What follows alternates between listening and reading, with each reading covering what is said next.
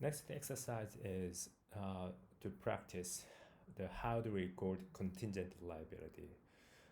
Though so far, we have been practicing the determinable liabilities like accounts payable, accruals, all the kind of the payables that is determinable, that has determinable amount of cash and the time of payment are known and reasonably precise. But the contingent liability is the transaction where the amount of cash and time of payment are unknown at year end. That's why we need to consider the contingent the events after the balance date, but before the issued date. We also should consider if the contingent is related to the loss or gain, because if the contingent issue is related to the loss, we need to recognize the accrued loss or and disclose improper situation. But if it is the subsequent event is related to gain, then we cannot accrue based on the conservatism. So let's take this example. It's very clear, and the the example how do we record the subsequent the events on contingency. Part 1. During 2003, ABC received tax penalties of $550,000 from IRS. ABC's counsel estimated an unfavorable outcome to be probable. Okay, we have now the to be probable, the keywords are probable, and at least $300,000, but maybe as much as $500,000. If you are given this range, we should follow the lowest, the least amount. But ABC accepted IRS settlement offer $359,000 on February 15th. Calculate the amount of this accrued liability should be recorded on the December 31st balance sheet date. So in this case, A, when the financial statements were issued on March 1st, 2004. So this contingent settlement incurs on the February 15th. That means that before the issuance. So we can adjust some the amount we previously recognized for the contingent liability. So let's go one step by step. During year 3 contingent event, so definitely that is the loss with the probable information, probable cases. So we need to accrue the contingent liability.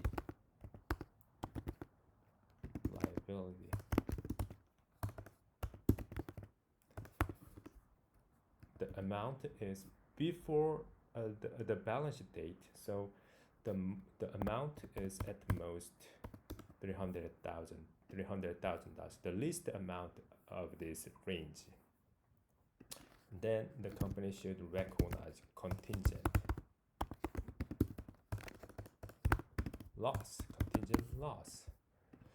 the same amount of this liability until the payment. Then also it should be disclosed. Yes, again, that is the case of this contingent loss case. If this amount is estimated and probable, then it should be the accrued as the loss with accrued liability and should be disclosed. And then before the issuance, the IRS settlement offered $395,000. So that is the final amount. So $395,000. We previously recorded $300,000. So we need to consider more. We need to consider more amount of $95,000, exactly $95,000, so that we can accrue $395,000, even though this adjustment incurred the February 15th we need to retrospectively adjust this the balance sheet because that incurs before the issue date, so that we can adjust, we can revise this information. And then adjusted entry after year 3 financial statement issued. Okay, that means that we don't have to adjust for the adjustment entry after year 3. There's no adjustment after this financial statement issued, so no entry.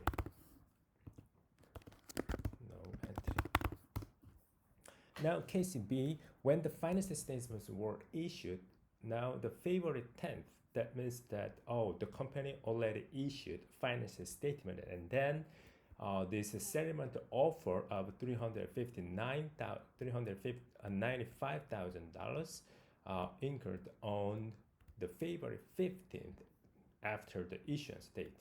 But anyway, that is the transactions during year 3 with the same recognition of accrued and disclose was the same. But the point is here, the adjusting entry, we cannot adjust on the year 3 financial statement. Why? Because it's already issued. So we cannot adjust this 395,000. We cannot add up $95,000 here, so no entry. But on the year 4, let me just write down here, entry, financial statement, year 4. Okay, let me just adjust. Okay, then now much more clear information now. Here, so we need to now update, but it's not included in the financial statement year 3. It should be included the financial statement year 4. So we need to now update by 95,000 on the year 4 financial statement. So you should be distinguishing the different transaction on a different time frame, on a different the financial statements. Now part 2, during year 3, ABC filed a suit against the cost-seeking damages from patent infringement on December 31st, year 3. ABC's legal counsel believed that it was probable, okay, we have probable evidence that ABC would be successfully against the cost for the estimated amount in the range of $100,000. We have range, but that is the gain case. In the contingent, the gain case. In the contingent case, even though that contingent case, the increase in gain, if it with high probability, but we cannot accrue this amount like the accrued receivable with disclosure. It's only the disclosure because it is based on the conservatism of accounting principle. So part 2 is the gain case. In its 2003 financial statement, how should ABC report each case described below? The case is C. When financial statements were issued in February 2004 and ABC was awarded $200, that is the final settlement, the award by the court verdict. There's no appeal by cause. So when the company recognized this accruals with the probable the range $100,000, but again that is the gain case, so there's no entry, because that is the contingent gain case. So we cannot record anything. We cannot record anything. We cannot record any. Oh, we cannot record any the accrued the receivable, for example. So only disclosure, right? And then adjusting entry on year 3 financial statement. Now, how they record? Now we need to think when was the issued date and when was the determinable, when was the date the company awarded it with determinable amount. Okay, the favorite, but the verdict was, the date of verdict is in March, so we cannot adjust anything. So no entry. Again, no entry. But in March, awarded determined in March year 4. So let me clarify. Financial statement year 4.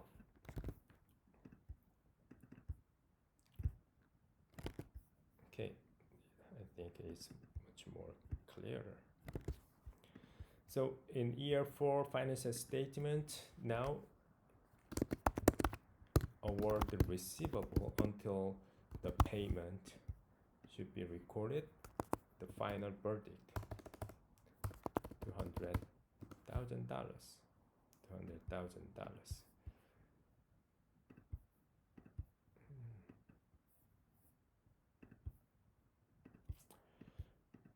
Then here now contingent.